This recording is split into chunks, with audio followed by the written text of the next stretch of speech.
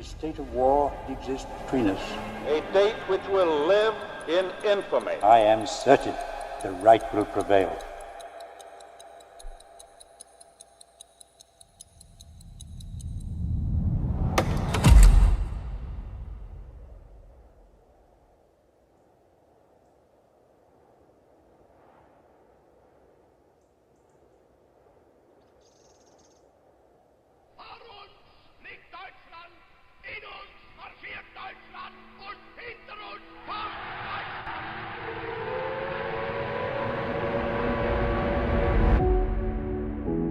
People call the World War II veterans the greatest generation.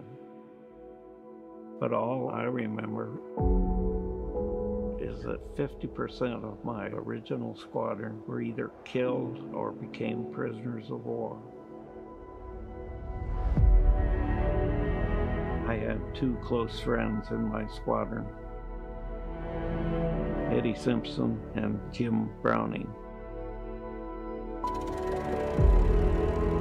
They were both killed in action.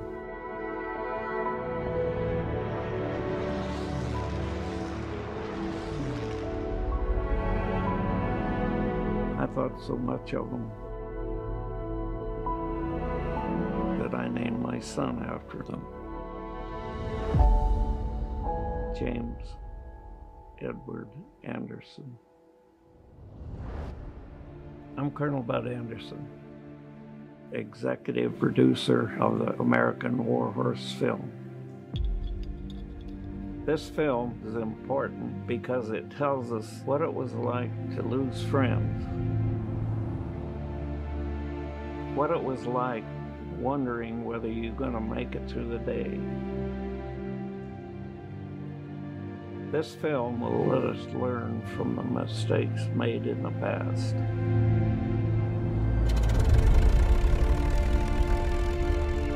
Imagine if we had not built the P-51. It was an amazing airplane, head and shoulders above them all. It played a significant part in the winning of the air battles in World War II. We had to overcome Hitler and destroy the Luftwaffe. We will be using authentic historical airplanes to reenact dogfights.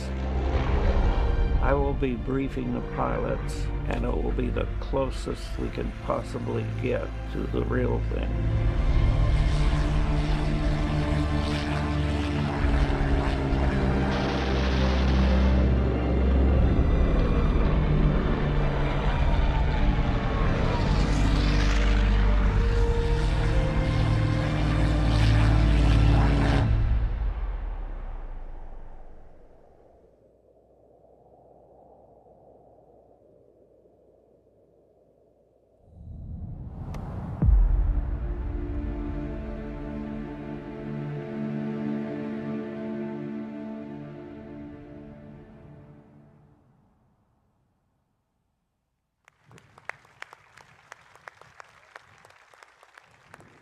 Thank you, Dibsy, for being here. That's going to be a wonderful, wonderful show.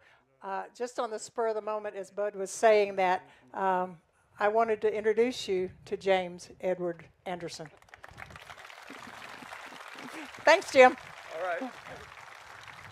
And ladies and gentlemen, now coming from your left, my right, behind the Old Crow B model, is General C.E. Bud Anderson.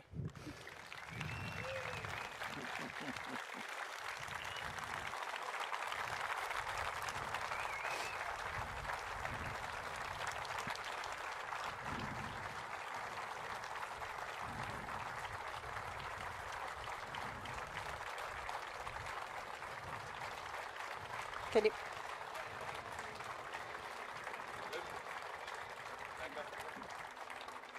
And with General Anderson is Jack Roush, no stranger to many of you either. So, yeah. Jim's watching for you, Ed. Yeah, if you'll back up a little bit, right on the center of that Scott's logo. Sorry to cover up that Scott's logo, Jim, but here we go. Just back it up into Roush's airplane. Yeah, it's okay. Don't worry about For it. those of you who couldn't hear, he said, back it up into Roush's airplane. Okay, I think that's good. How are we doing with the cameras here? We're good? Good. Okay, very good. And our driver here, my staff member, happens to be Brigadier General Ed McElhenney, retired Kansas Air National Guard. Ed is the moderator for many of the programs, but for this one, he's just our helper here. Also over here, who says we should back into Roush's airplane, is Jim Hagedorn. Jim Hagedorn owns the D model Old Crow. Real one. And Ray, if you want to come over to, this is Ray Fowler, I mentioned earlier. Ray has been very involved with the Old Crow airplanes, flies them every chance he gets, and is... You had one person clapping for you, dude. Yeah. It's a hard act to follow. Yeah, so ladies and gentlemen, I'm the moderator for this program because I am good friends with all of these people.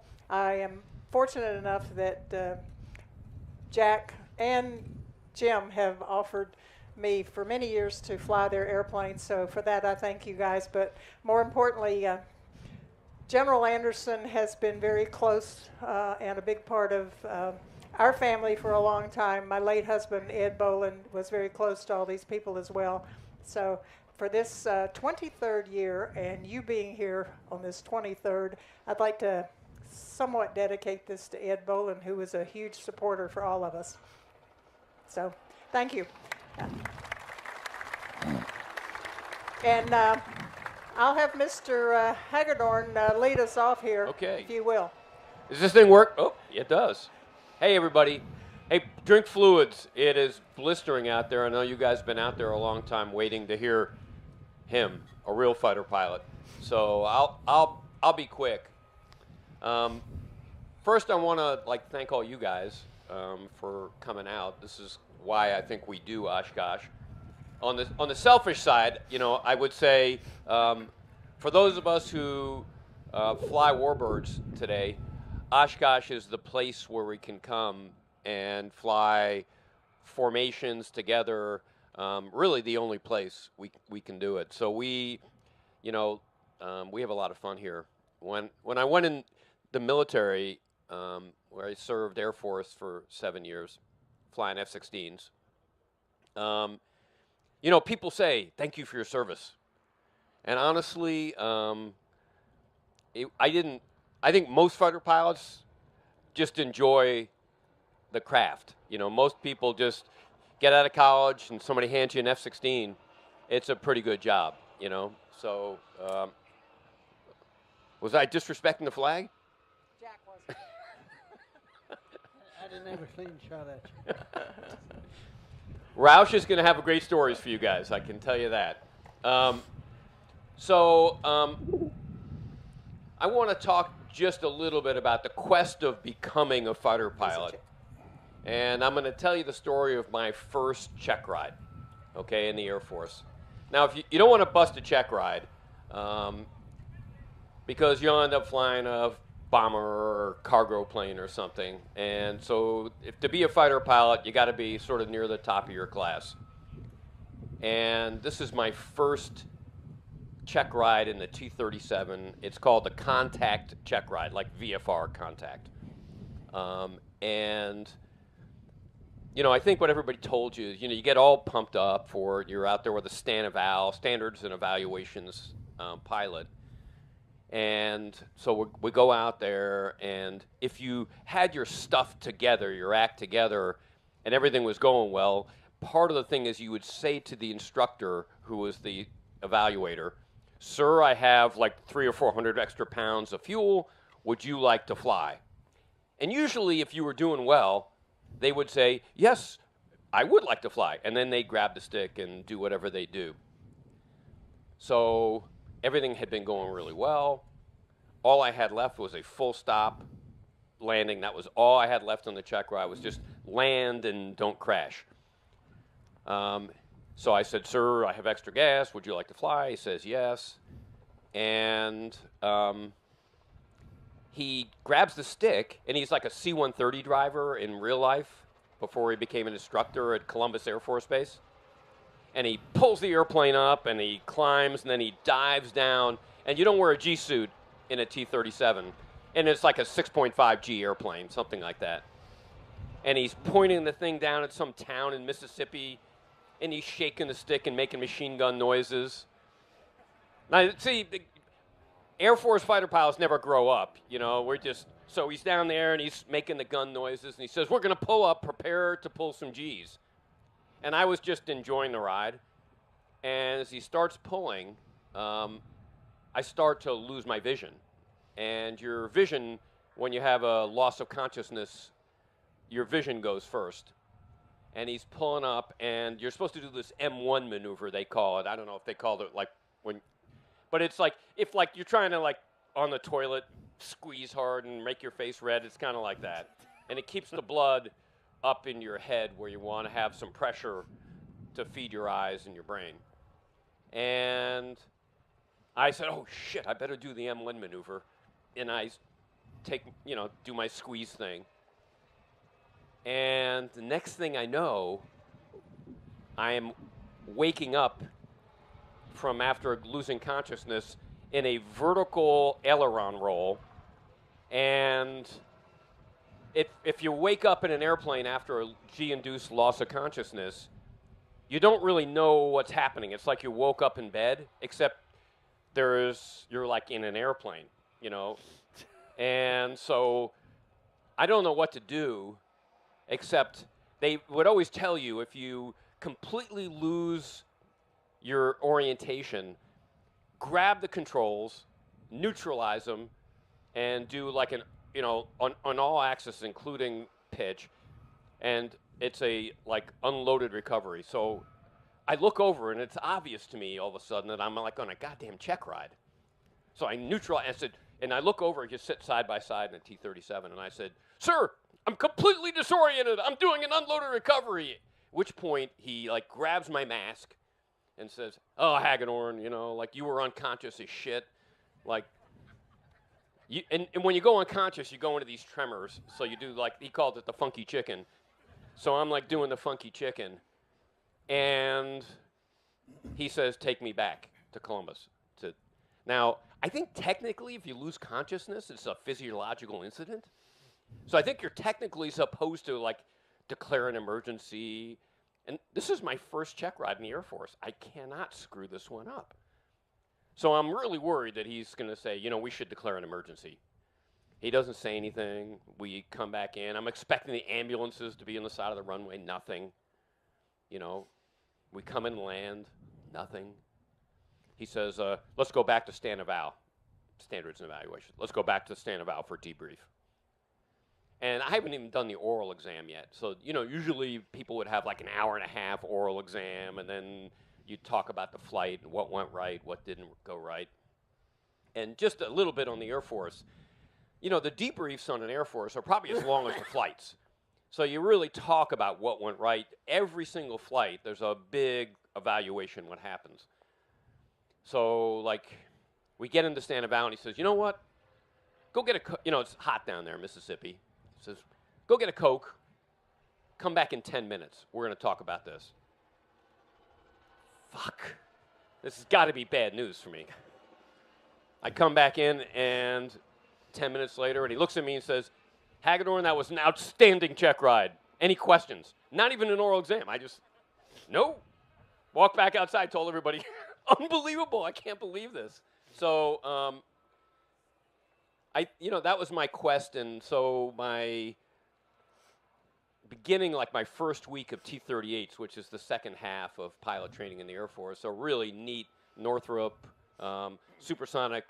It's a trainer, but it was kind of like the F-5 fighter. It's just a beautiful airplane to fly. We get into class there, and this guy, who's our flight commander, this Major A-10 guy, and he says, "Here's how it's going to work, folks. Everybody who wants to kill people, I want you to sit in this side of the room. Everybody who wants to fly the killer's toilet paper, you sit on that side." which was like cargo guys and crewed airplanes. And I didn't really know what I wanted to do. I kind of wanted to be an airline pilot.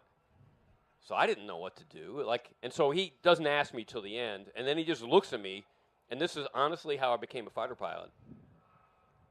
He looked at me and said, "So Hagedorn, what's it going to be?" And I said, "Kill people, sir." And that was it. Now, just a little bit of introduction here, because I've said it before. Bud Anderson is a real fighter pilot.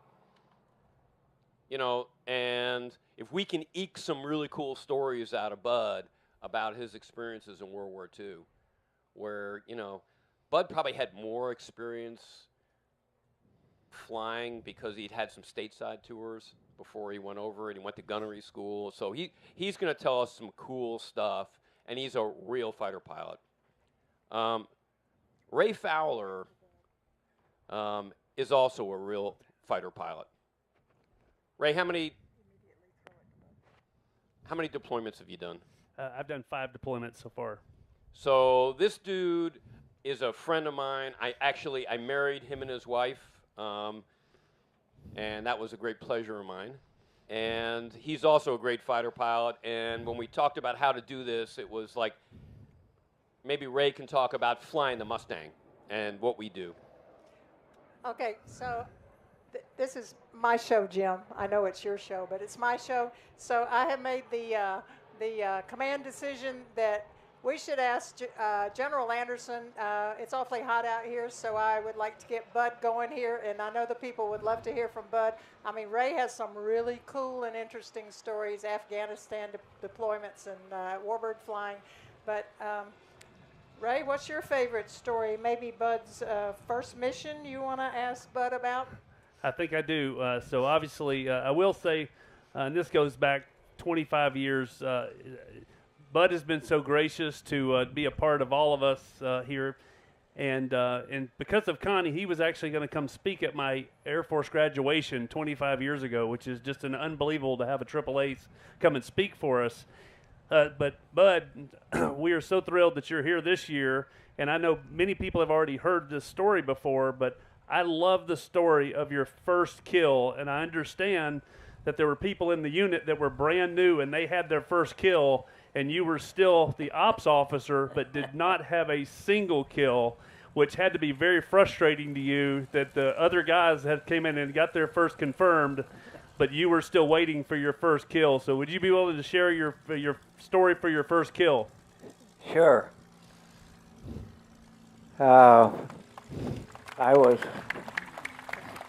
Thank you.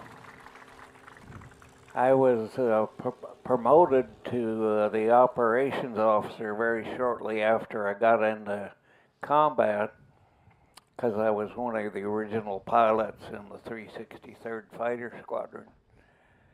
And we were starting to get kills, and you know, Bud Anderson, the hottest pilot in the squadron, I don't have a kill. So I'm kind of wondering, good God, what's the matter with me? Why didn't I get, you know, I just never in the right position and all this stuff. And finally, one day, I get into a dogfight with a ME-109 down fairly low, where they perform the best against a Mustang. And this guy's giving me a hard time. And I said, Christ's sake, what's the matter with me, you know? And so I really dug in, and we're just doing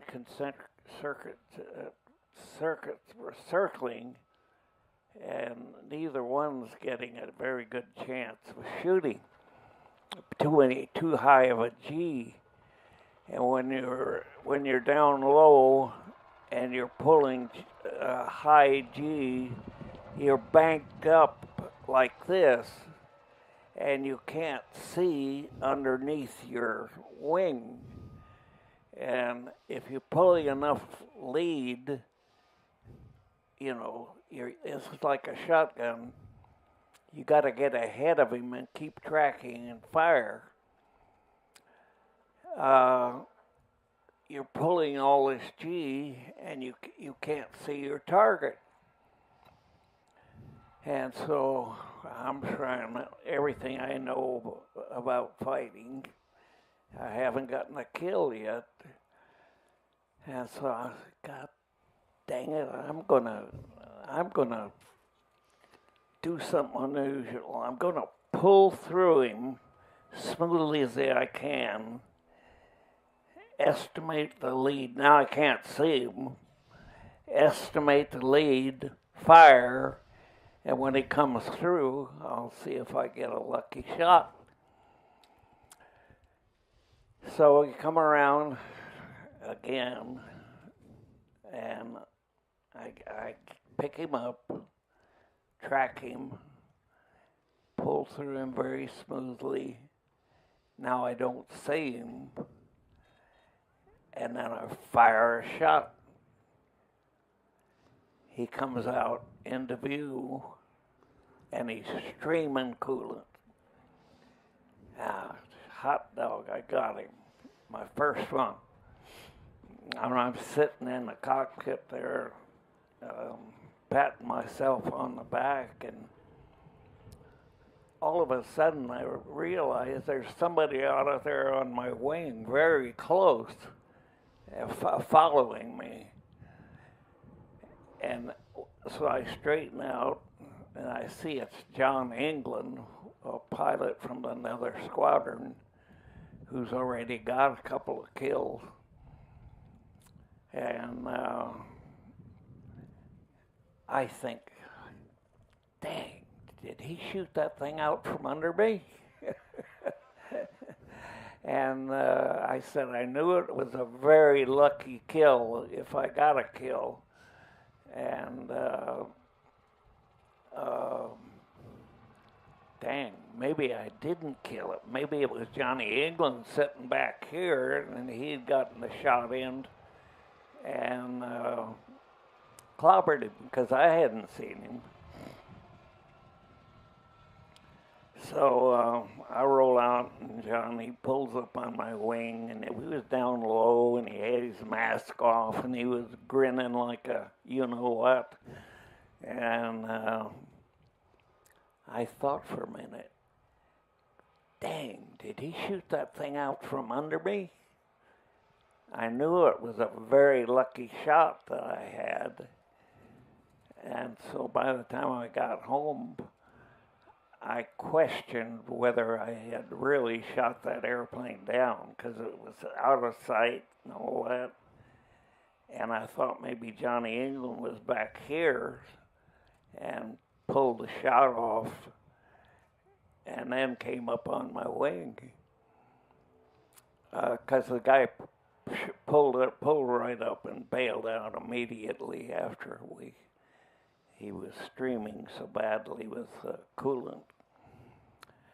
And I spent the rest of the flight home questioning whether I had really shot that guy down.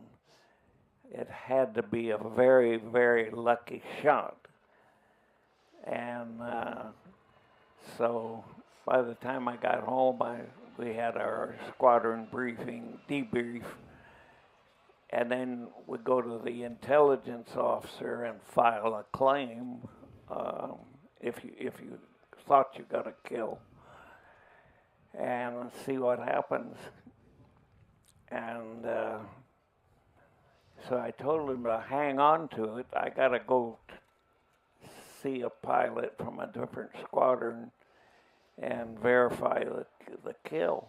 I was going to ask Johnny England, who got the kill, you or me? And I didn't actually see him shoot, but I knew my shot had to be the luckiest one in the world. And so I'm driving down the road to the officers club where we all used to go right after a mission, and they talked to the other pilots. The whole group would be there, not just the squadron. So John England would be there.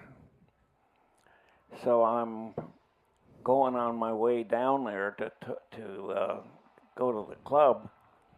I'm thinking, well, how the hell am I going to bring this up?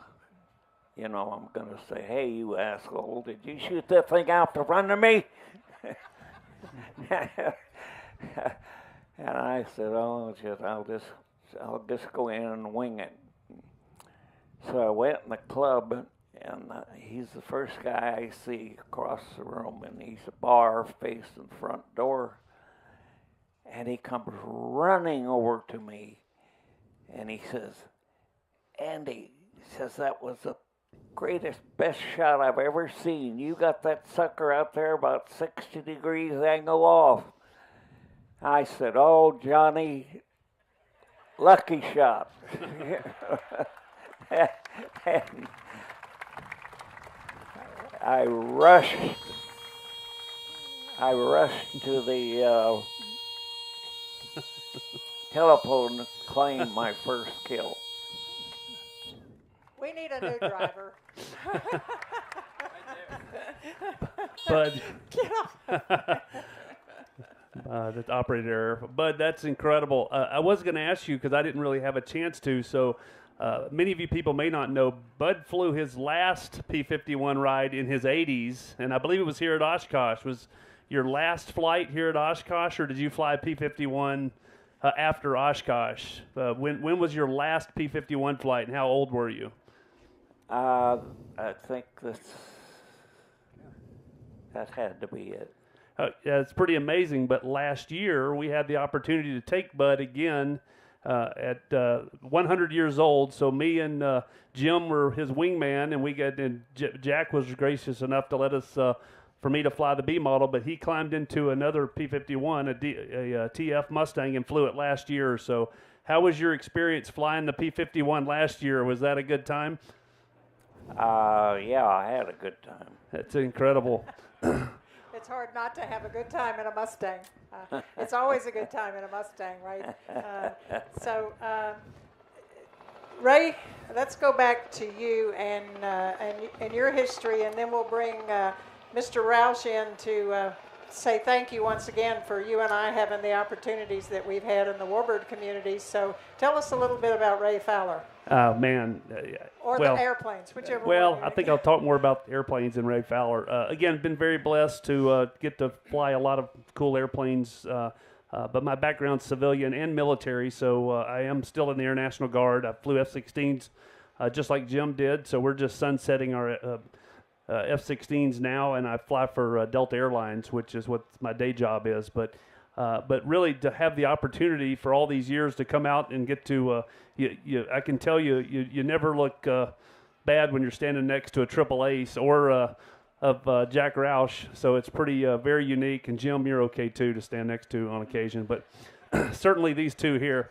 But no, it's been very much a blessing. Again, this program is so important, and the history is so important. So again, this is a great turnout, and the Warbirds in Review has been so successful. And I think Connie, really the reason I get to fly Warbirds is it started with Connie. So she's for some reason, I think she had some confidence I could fly airplanes because she's the one that talked these two into letting me fly theirs, which was kind of nice. But yeah, it's kind of cool. I introduced Ray to Jim Hagedorn many years ago now, and I think it was like 2 years that Jim said, hey, get the dude to come up here and fly my airplane. I don't think I told Jim this, but the worst landing I've ever had in a P-51 was in his airplane when I took it into Columbus. And had he seen my landing, I don't think he would have ever let me fly one again, but thank God. Hold on. Hold on. Oh, okay, here we go. Connie also geared up my airplane. Hey, whoa, wait a minute. Here. Wait a minute. That was the airplane you bought from Roush, and he said no damage history, right? And not a gear up. But it was not truly. It was kind of sort of one gear up, but that's another story. It was, both of us. And to say Jack Roush, I called Jack on the phone after, I'm sitting out here on the edge of the runway. One gear came down, the other one did not, and I landed the airplane. I just flew the airplane, did what I had to do. Called Jack on the phone, and I said, Jack, I'm okay, and the airplane will probably fly again. Jack says to me, I'm sorry, I gave you a faulty piece of equipment. He had no idea if I had totally messed up or if it truly was mechanical, but that's the kind of man he is. So, Jack Roush, for this airplane, which is the one that kind of came in here crippled, you got it back within a couple of months, but a lot of these P-51s out here would not be flying, and certainly the engines would not be running as well as they do if it weren't for Jack Roush and his interest in what we do and his abilities and the team he has behind him back at Roush Aviation. So, Jack, would you like to tell us a little bit about Roush Aviation? I'd love to have a chance to tell you some things about Jim Hagedorn and about the airplanes and about the job they did in World War II. But I want to start off and tell you about Jim as a fighter pilot. He was a check pilot for the F-16. Pilots, as a pilot, you'd have no greater fear than to have Jim park his airplane on your ramp and say, "Okay, let's go for a ride." I had a situation similar to that when I met Jim. I didn't know what Jim was doing. I knew he was an executive with Scott's, and they were interested in doing some business with me with my NASCAR program. And so he come to see me. He had a couple of his business people. I went to the hangar and met him coming in. I thought we'd go off into a banquet room someplace and sit down and haggle. And he walked by the Mustang. He says, "That got 2 seats in it?" I says, "Yeah, it does, Jim." He says, "Let's go for a ride." Posed me a real difficult problem. Do I want to go out and make Jim Hagedorn sick flying the back seat of a Mustang that can pull 6 Gs? Or should I go out and give him a sissy ride and have him think that I didn't have the right stuff? So I thought about it for a minute. And I says, "Hagedorn, you're on your own."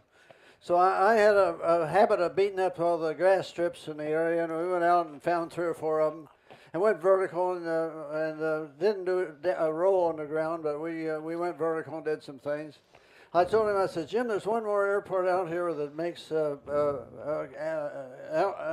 competition airplanes for aerobatics." I said, "If I find it, it's a small runway, but I said we'll make a pass over it." And I looked for it and I couldn't find it. And I'm flying at 3,000 feet, and I tell him, I said, "We're going to go back because I can't find it." And as I said that, I had something out of my corner of my eye. There it was.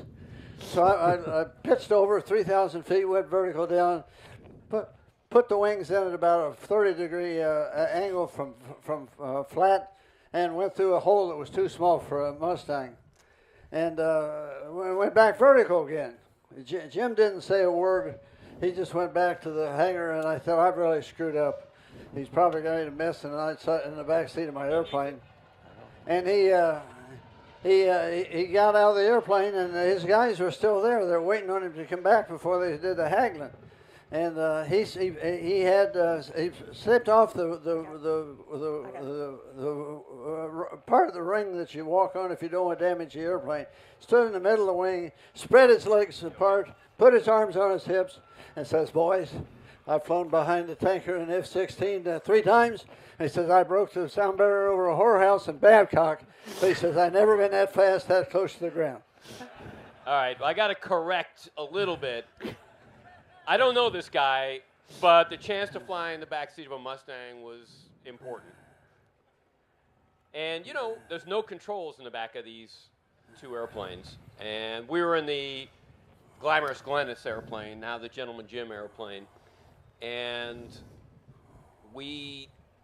all I know is we're just diving on some strip. And the VNE, the max speed is about 500 miles an hour. The statute of limitations has run out on this. Yeah, there's no story, FAA people here, right? All right. We are below the tree line with the airspeed pegged. This is the NASCAR guy. And so I just said, we got in the ground. I said, "I want to buy one of your airplanes." That was that much fun. So, and the thing about Jack was not military. I think he was in his 40s when he learned how to fly. 50.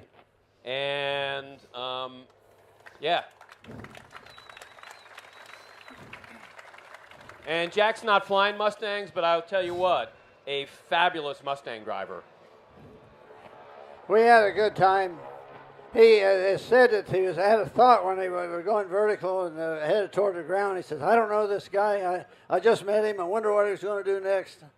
And we got back okay. But Jim Hagedorn is a great friend, and he's promoted the Warbirds in Review here. And a lot of what we're able to do, we wouldn't be able to do without Scott's and without Jim's participation. Give Jim a round of applause. Yes. And Jim, Jack, that ride cost Jim a lot of money, didn't it? So since he ended up buying a Mustang and supporting the program and still flying today, but Jack flew the P-51 to. How many races did you take the P-51? Most people probably didn't know that was his daily driver for years. So in and out of the races with a Mustang is pretty cool. Yeah, I enjoyed driving it to work when I could, and we had a big time putting this airplane together. When Jim said he wanted to buy an airplane, I had two that were in construction, the B model, the green airplane, and the gentleman Jim that I assembled from parts. And I thought I'd take a chance on the 10-year-old restoration and let him have that if he wanted to. I made him wait for a year. I had an agreement with him that he had to support Bud Anderson and what we're doing here at EAA, and it couldn't change the appearance of the airplane, which he's the biggest fan of what we're doing, and we couldn't do it without him. Jack is, so Jack interviews me, because I'm flying a piece of history, and comes to my office, and he makes me sign a contract that I can never change the name of the airplane from Old Crow. And I wouldn't want to. But what he didn't tell me is he was building the faux Crow out of a bunch of parts, and he told me, I'll sell you the Glamour Glennis, the newer airplane. He said, I'll sell you that. Then he calls me and says, no, I can't sell you that. I'm going to sell you the older one, which is I'm real happy with. I want to sell you the Crow because I'm going to keep the Glamorous Glennis airplane, the Gentleman Jim airplane now. And he interviewed me, and then he said, I'm not going to sell it to you until you have 100 hours of time in heavy tail wheels. And he lent me his SNJ, which is a T6, Navy T6. And, it had no navigation gear in it except like a little GPS that was Velcro to the glare shield, which when he gave me the airplane, he took the GPS. Which wasn't a big deal flying around Columbus, but when I had to bring the airplane home when I had my 100 hours, like I had a old school sectional map, like with lines drawn on it, like back in the day. And if any of you have flown a T6, if you drop something in a T6, there's no floor. It just goes right down to the skin, like 6 feet away. So I'm flying up there, and map is under my leg, and I lift my leg up, and the map falls down. Now I have no map. So I'm lost as shit going up to goddamn Detroit to return his airplane. And who comes out of the sun in a P-51 and jumps me? This guy. I knew your plan. I knew how to get there and see you. It was my T-6 he was flying, and I was flying the airplane that he was buying, which I'd had for 10 years. So I was in control of everything that day. It was a good deal. I want to take a minute and talk about what was happening in the war and World War II. World War I ended poorly. They had the despots and the heads of state that were not subject to capitalism and to democracy in charge of Western Europe, plus Russia, plus China, and they didn't get along. And so the French had the biggest load. We were afraid the Germans were going to beat the English. And so we sent it over. It was 5-year war. There was 2 years that we spent involved. The French lost 6 million people. The U.S. lost 53,000.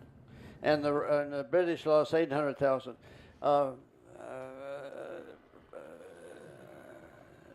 The President, Woodrow Wilson, spent a year trying to talk the Europeans into go easy on the German people. They wouldn't do it. They wanted reparations that would make them whole for the losses that they had during the war. And so they put a high tax on the Germans and left it perfect for somebody like Hitler to come in and set up another world war. The World War II was 6 years. We spent 4 years in that. There were our casualties were 410,000.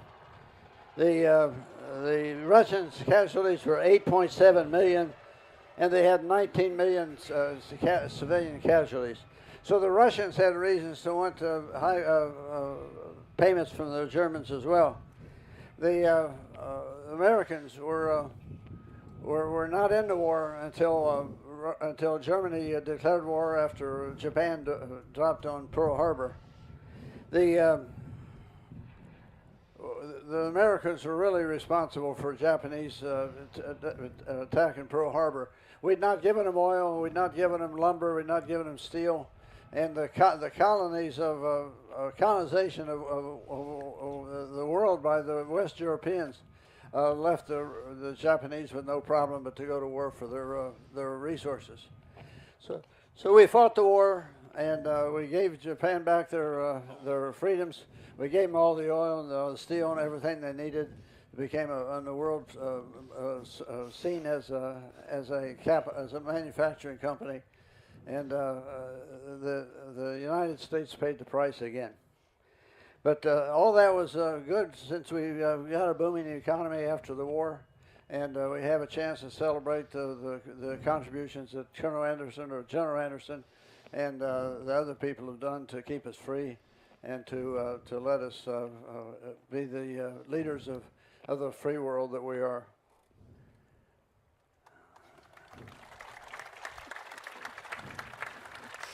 I want to ask one question.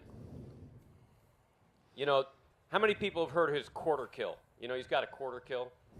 Have you ever heard how did that happen? Your quarter when you got a quarter kill, how did that work?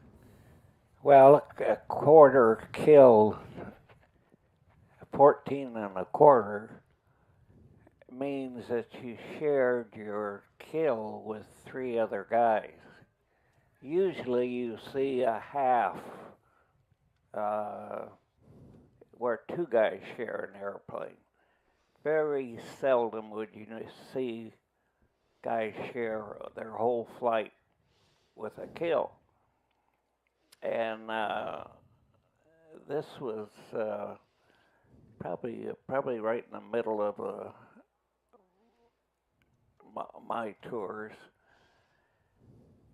And we were way deep in Germany. Oh, I think we'd been to Poland and we're coming home or something. And I... Did you find a B or D then? Probably, I don't know. I'd have to look it up in the records. I suspect it was a B. Yeah, probably still a B. And incidentally, I kind of like the B, and it's single bubble, had good or better vision than the D over here, which is a full canopy, and if it hadn't been for the 4 guns versus 6 guns, I think it would have ended up being my favorite. But you need the goddamn guns. His ground support crew had figured out how to let the guns not jam in high G situations. And the B had the problem of jamming the guns if you're pulling a lot of G. He had that fixed on his airplane. And another very successful pilot followed him in the same airplane with the same guns. Yeah. I did like the fact that General Anderson said whenever his wingmen flew with him, they didn't get to shoot very often. So that was very nice of you. I'm sure they were appreciative that you shared a kill with them. Yeah, we were coming back from Poland or someplace pretty deep, where it would have been deep in Germany, and we had just had an engagement with some 109s, and they took it down to the deck, and on the way down to the deck, I see the shadow, and I couldn't see the airplane. It was camouflaged so well, and it was hazy, and I couldn't tell whether it was the U.S., a German, or a Brit, or what. And so we took care of the 109th, and then I says, "Hey guys, did you see a shadow or anything?" And they said, no. And I said, "Oh, get up here." And I put them in spread formation, and then we took off right through the middle of where I had seen those shadows disappear. And flew for about 2 or 3 minutes, and sure enough, boom, the shadows appeared again, but you couldn't see the airplane. They were camouflaged so well.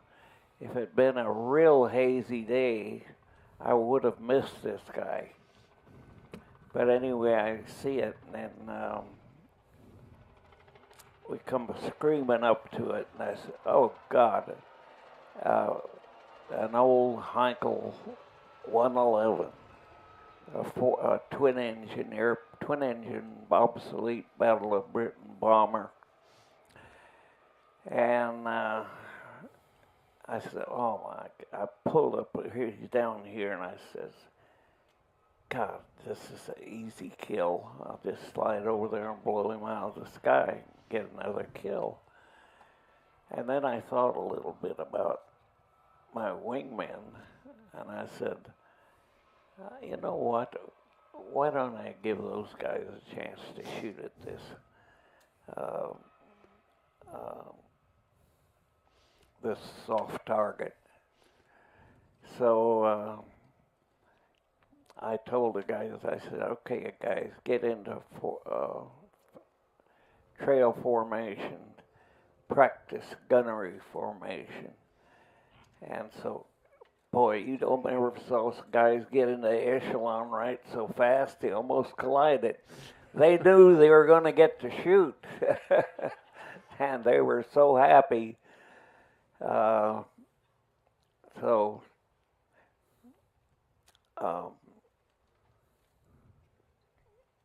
So we get down there, we get lined up, 4 airplane echelon right formation. Lead goes in like this, fires a burst, and then comes up here on this other side and sits. And number 2 comes in, fires a burst, slides over, and gets into the number 2 in the left-hand echelon. And you do that because you get the most shots, and if you got a stable target, non-maneuvering. And so we got an engine burning, and the guy's heading for the deck real fast. He's down low to begin with, and everybody had made a firing pass, and we were on our second bunch of passes, and he's just about ready to belly in. And so we get a couple of passes from the left-hand side again, and he's got one burning and the other one's smoking really bad. They bellied it in and hit something between the left engine and the fuselage, and it tore the wing open and spread fire all over and opened up the 111. And 2 guys got out of it. And the one guy sitting there with his hands on his hips out in front of it, looking up at us. We'll go around there like angry hornets. And one guy got out and starts running. There's no place to go. What the hell are you running for? It's just nothing but wide open, nice flat field. Not even any bushes to hide in. And I said, "You dumbass, I'm going to give you a thrill." So I rolled up and came in at him low like this and flew right over the top of him and pulled up, did a roll, and went on home.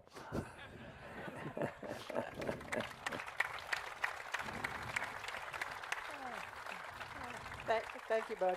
You know, I do want to say, I guess I get, you know, we sponsor and I fly here and I'm buds with all these guys, but what a privilege it is to have Bud Anderson here, the oldest, highest count ace in the world. And Bud, I hope we get you back next year too. You think? I think he deserves a standing ovation, guys. Thank you, Jim. You're absolutely right. He deserves whatever we can do for him here. Thank you. Yes, sir. To all these guys here, you know, I think, you know, by your presence and the crowd we see here, you realize that this is history, and that's what we're preserving. So now we have it recorded. And so forever and ever, people will know the Bud Anderson story, and of the friendships that have been built around these airplanes. So the airplanes brought us, but the people keep us coming back. I've heard that before here at Oshkosh.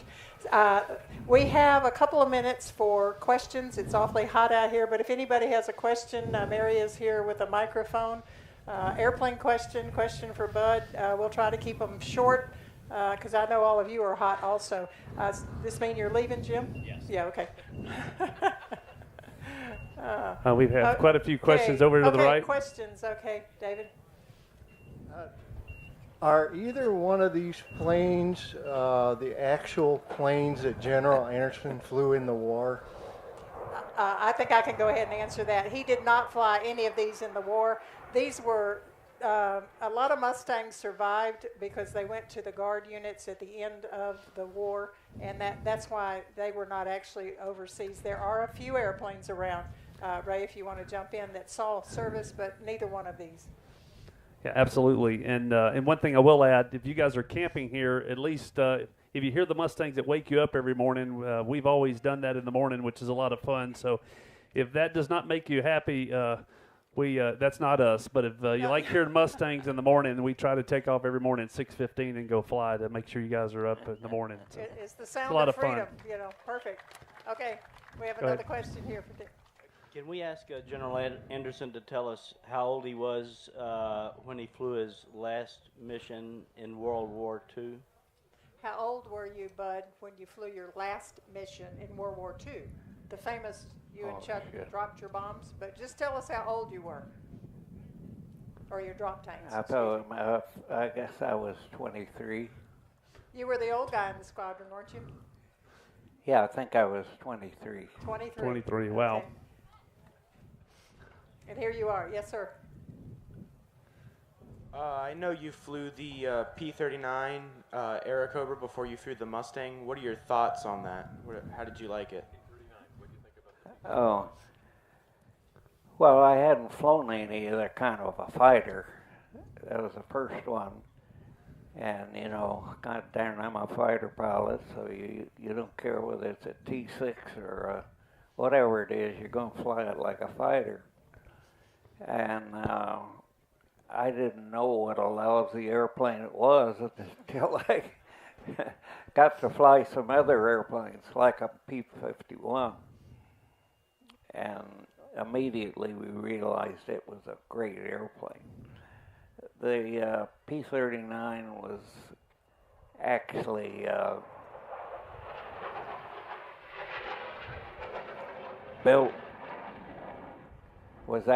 built for ground attack, and it was an ideal situation. It had a cannon that fired through the nose and machine guns that fired around the cannon, plus two wing guns.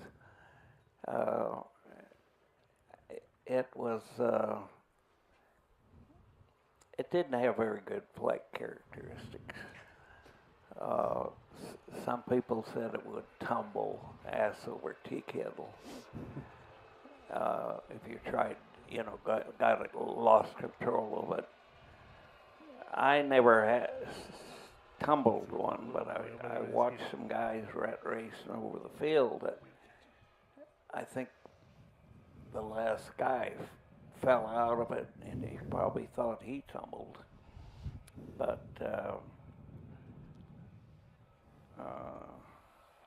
Okay, I'm sorry, but not to interrupt. Mary's got someone who's been patiently waiting here for a while, and then we have a young man over here in a green shirt. David, if you want to go up to him, that's who we want to go to next. Yes, sir. Hi, I was wondering if you could tell us what your expectations were about what air combat would be like before you got into the war, when you were in training, and before that. What do you think about your expectations before you went to war? Anticipation of going into combat. We were scared as hell. We didn't know what it was like.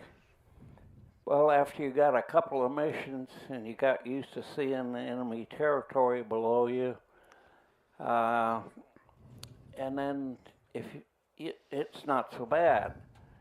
Then if you were successful, that gave you confidence. And after successful again, it wasn't so bad. Matter of fact, it was, no, I can't say that. It was... Let's say exhilarating? I was going to say it was almost like fun. Oh, yeah, okay.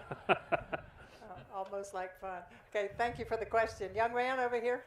What was the first model P-51 you flew? Like First model P-51 that you flew. What B, was the first C, model D, P-51? or whatever? The first model of the airplane? I flew a B first. I did a whole tour in a B, and then I volunteered for a second tour, and I got a new airplane there, the D Dog, and I picked the D because it had more guns. They flew about the same range. Well, and you can probably see on the wing there the two guns here and the three here, and the ammo belts were in the wings. And Bud's crew, did you ever abort a mission, Bud? No. A tribute to all the crew chiefs out there and all the people who maintain these airplanes. A real handout to all of them. They make it possible for all of us to fly. And Bud's crew certainly took good care of him. Somebody had their hand up here. Okay, David. Yeah, I had a question. With all things being equal at the start, what would be the harder aerial fight, 190 or 109? 109 or a 190? What was a tougher fight? I didn't care. The pilot. I handled them both like the enemy, and it seemed to work. Okay. We got one more over here okay, about the I think we'll take our last question over here and get him over out of the here sun. too. David's going. Okay, we'll take two more then. Yeah, my question is, did you ever go up against a 163 or a 262? No, not personally. Okay, and there's a young man over here in a Last one here. black Come, shirt. there we go. Last one, and then Bud's going to go over to the merchandise building to sign, or not actually sign. They're already pre-signed. Yes, young man. What was the closest you ever came to being shot down? At Oshkosh, maybe a few years ago. I'm not. Well, maybe the one time when I was climbing after he stalls, and we go up again, and then I'm ahead of him, and I out-zoomed him, and then we reverse turned. And somewhere in there, a good pilot would have got a shot at me, but this guy didn't. Yeah, you were better. Is that what it amounts to? So, What was okay, he very flying? quickly, Jack Roush, would you like to add anything to these people that they might want to hear today? And thank you again for being here and for all that you've done for all of us. For everybody that salutes the flag on the 4th of July or comes to Oshkosh to participate in these forums, thanks for doing so, and you're true American patriots. And I enjoy being in your company more than anybody else in this population. Thank you, Jack. Hey. Well said. Thank you, Jack. Well said. Ray, do you have anything you want to add? No, thank you for staying in the heat. I mean, this is, we know you're only going to get this at Oshkosh, folks, so we appreciate you being here. Yeah, and you're obviously tougher than Hagedorn. He left. He bailed. You know, what can I tell you? So, Bud, thank you for being here. We really, really appreciate you. That's an understatement. And Bud will be over in merchandise where his books are available for sale. Going to run him over there like now.